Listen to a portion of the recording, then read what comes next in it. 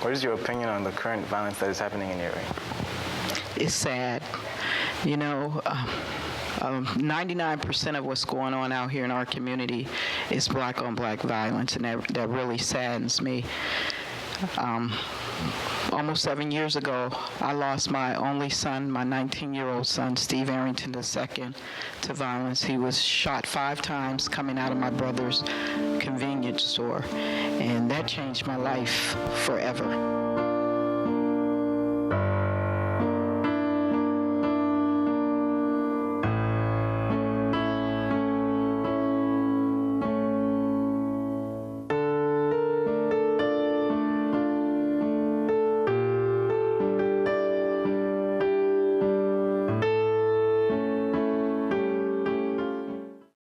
Have you ever witnessed an actual shooting yourself?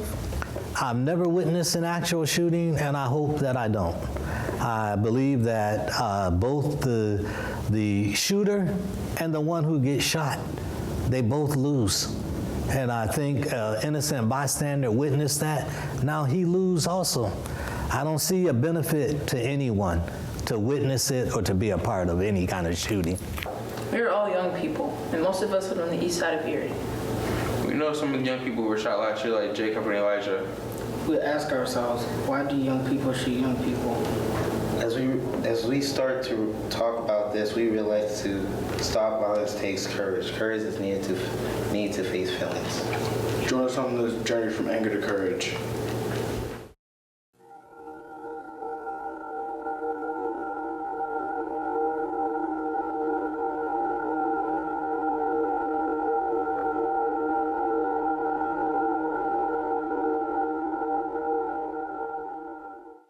And tell me, how do you deal with your anger? By going to my room and listening to music. I ignore it because it just feels weird. I either lash out or I like to go to my room and listen to music. And is it hard for you to talk about feelings? Yes, because it hurts sometimes when you don't want to share your feelings. It really hurts. Sometimes it is because sometimes we think that there's nobody to listen to us or that nobody cares about it. Yes, because I never usually have the chance to, and I just don't like to. No one ever asks me.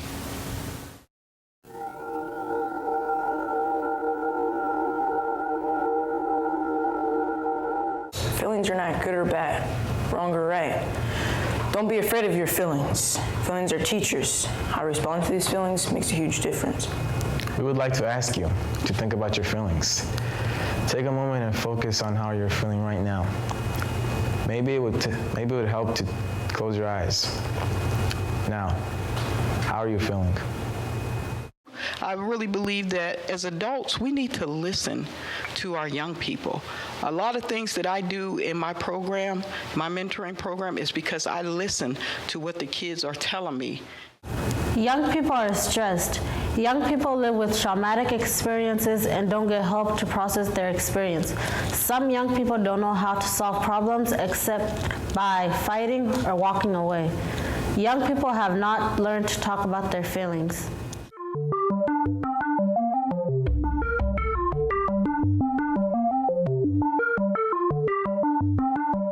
Why do you think young people, especially high school students, shoot each other? Frustration, trauma. Honestly, trauma is a real big issue out here. Mental health issues, like a lot of the violence that's going on in our community, and this is my personal opinion, I think that our young people are traumatized. They're losing their brothers, their cousins, their best friends to trauma, and nobody is really going up to these young people saying, look, what can we do to help you? Do you need somebody to talk to? You need somewhere to go? And we're not saying that.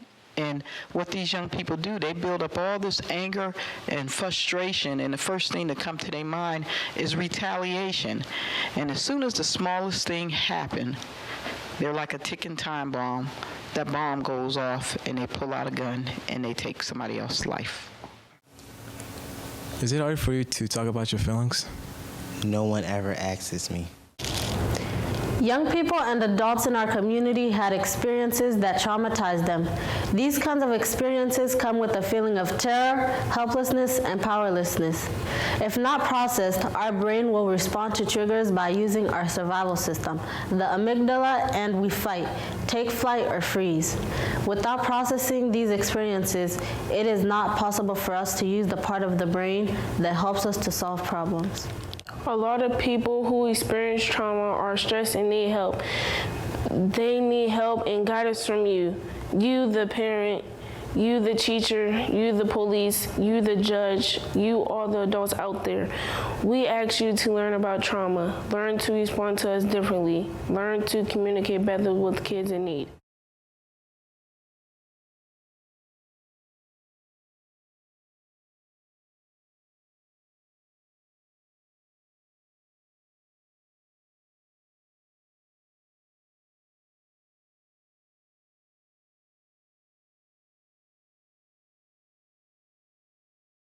A lot of you, the young people out there, help yourself and your friends. Talk to each other about your feelings. Sit down and just talk about what hurts you, what causes pain, what makes you angry. Go and ask for help, help from a counselor, help from a friend.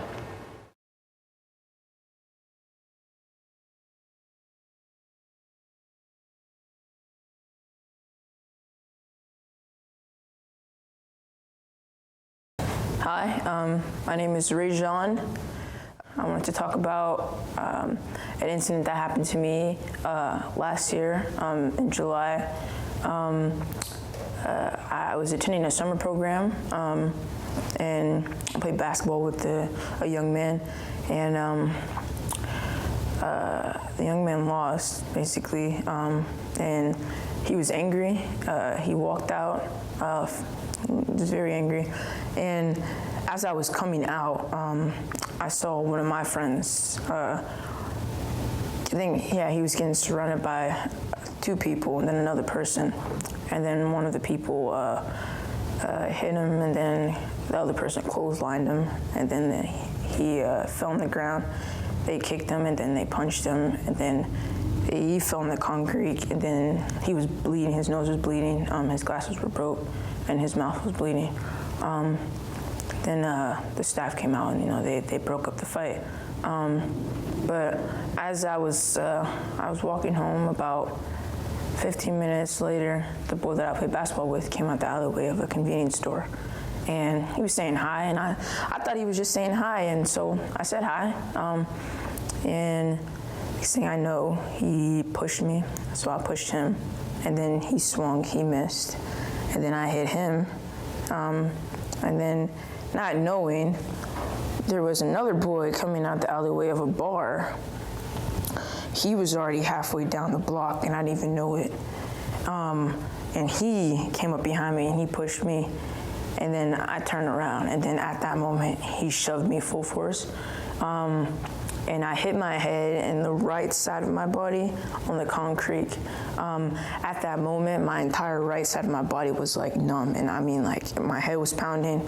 I could barely move, like I was trying to get up to defend myself, but I couldn't. And that's when, I don't know who did it, but I know they started kicking and then punching me in my face.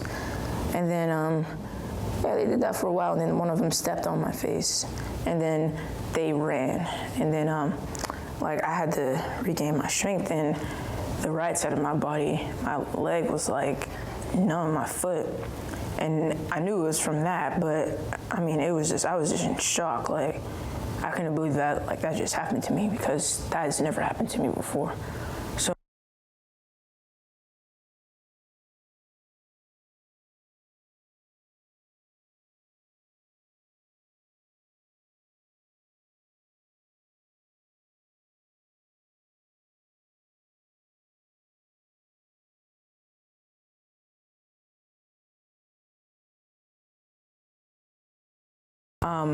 But at that same time, I was missing out so much. Like, I was playing the sport, and going to school, that was so hard. Like, I couldn't read, I couldn't talk, I couldn't hear anything, and that limited me to my education, where I got held back on one of my grades, and I'm still suffering from that now.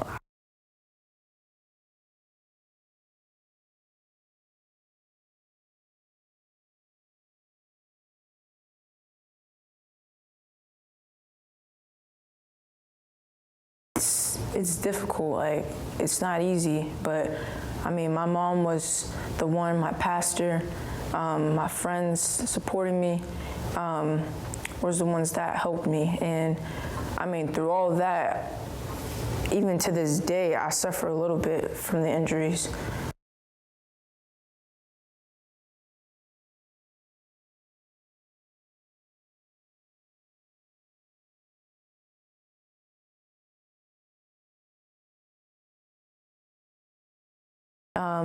And then probably a couple months later, I started speaking out. My mom took me to a neighborhood watch meeting. I spoke there.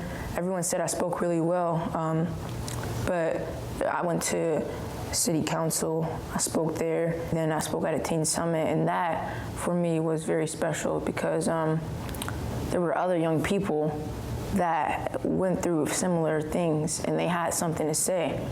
And you know, this here is not just some type of get-together. It's something that is special and that can help thousands of people. If they see this, they're not going to forget it. They're going to see it, and they're not just going to forget this. Once they see this, they're going to know, like, well, there's someone that went through something similar to me, but that doesn't mean I have to stay on the ground. That doesn't mean if I stayed on that ground that day, I would have let them win. But me getting back up out of all the pain that I was in showed how strong I was. So me being here helps me a lot, and it's helping me more. And I thank God for this opportunity.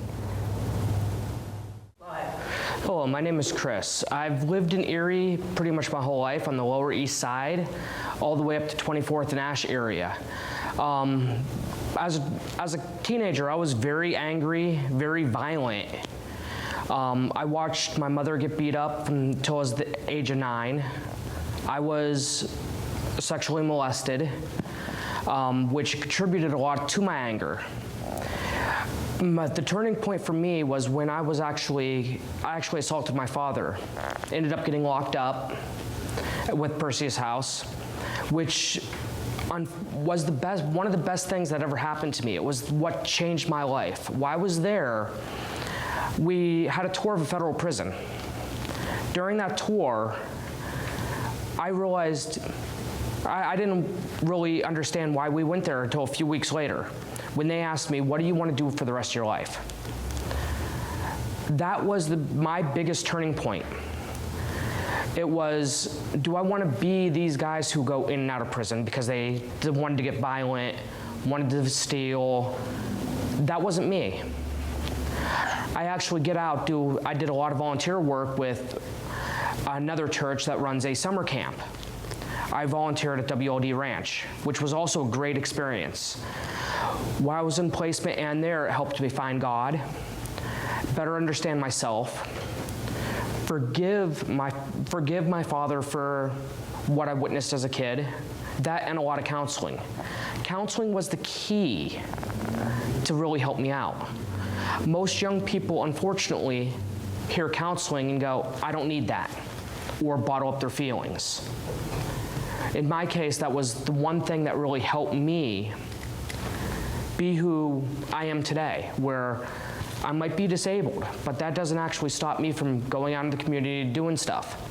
There's always people out there willing to help you. There's always places you can call for help. There's great crisis centers. We have one right here in Erie that can help. That I know the sisters that are part of the program would be more than happy to help you. A minister, a priest, there's a lot of people out there willing to help you do what you need to do. I encourage just to pick up that phone. Go into a church. Ask your guidance counselor at school. Anything will help. I don't want to see the youth of today in the situation where I was locked up. I was there for a year and with Mercyhurst. Most people go, oh, it's just Mercyhurst. but it's still a criminal record. It might be a juvie record, but it's still a record nonetheless.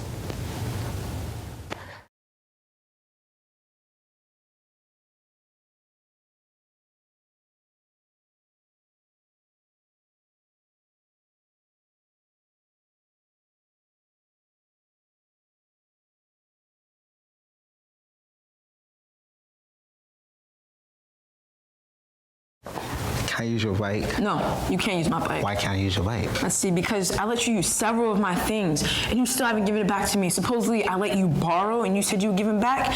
I let you use $20 4 weeks ago, and you haven't given. I don't care if it was the past. That's $20 that I earned. I don't care. I'm the most popular kid in school. I don't care. Reporting live from CATV, what went wrong? Our actor responded to a frustrating situation by losing his temper. His anger exploded, and this led into a fight. Can I have your bike? No. Why can't I get your bike? I don't like that you're always coming for me asking for something. 4 weeks ago, I gave you $20 and you didn't give them back. I feel like you're just using me. And I just want the $20 back. And if you don't give me the $20 back, I can't give you anything ever again. What went right in this scene? Our actor remained cool. He avoided a confrontation or fight by taking a deep breath, staying calm, and stating his case. He told us what he didn't like. He told us how he felt. He told us what he wanted. He told us what he would do if he did not get what he wanted.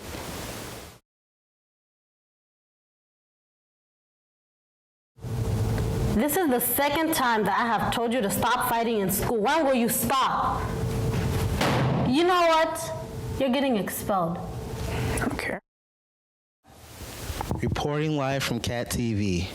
What went wrong? The principal didn't let the student talk. He wasn't able to tell her about his feelings or what he has been experiencing. Rajan, this is the second time you're in my office because you're fighting with others. What's going on? Well, recently there's a bully, Jeff. Recently I let him borrow $20 about 4 weeks ago. He hasn't paid me back yet, and I feel like I was used basically throughout that situation. And actually, just this morning, he asked me to lend my bike, and then I got angry because I let him borrow so much stuff. I feel like he basically used me, and I was angry, and I reacted to my anger, and I got into a fight with him. I want to thank you for sharing this with me. There are two things I have for you. One, I can recommend you to see a counselor, or two, instead of fighting, you have to come in my office once a day to talk with me. What went right? The principal listened to the student and found out what had led up to the fight. There are still consequences, but he will talk to a counselor and be able to share his feelings. So man, how was school today? It was all right. I got into an argument with another person. I reacted out of my anger, and that's not usual for my reputation. How about you? Same thing happened to me, but I controlled myself. Really? Yeah, I know it's surprising, but I got a counselor who taught me to tell the person what I don't like, what I feel, what I want, and if we don't come to an agreement, there are consequences. Kind of touchy and feely, but I think I'll try it. Okay. Don't forget to hold your breath down. We don't realize that we can choose what to do with our feelings. We can choose, and to get there takes courage. Anger does not have to be the boss. Fear does not have to be the boss. Jealousy does not have to be the boss. You're the boss. Be brave. So what kind of education do kids need so that they can deal with their anger? I believe, number one, anger is just one of a number of emotions that people have. And we have to teach young people not to just focus on the anger. They have other emotions also. And that we have to bring them out so that they can see that they have a choice. You have a choice to be angry, and you have a choice not to be.